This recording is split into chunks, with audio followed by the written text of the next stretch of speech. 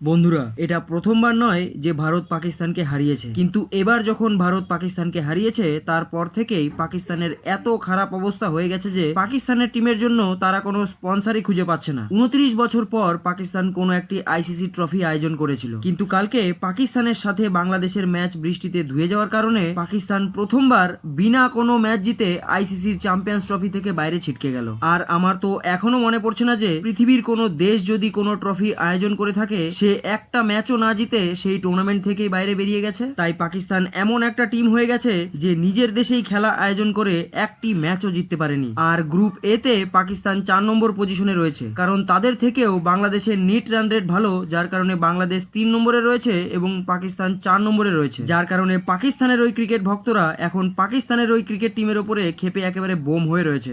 আর আমার একটাই প্রশ্ন, যখন পাকিস্তানের এতই খারাপ অবস্থা তাহলে তারা কেন চ্যাম্পিয়ন্স ট্রফি আয়োজন করতে গেল? আর এর পেছনে একটাই উত্তর রয়েছে, সেটা হলো पैसा ही पैसा होगा।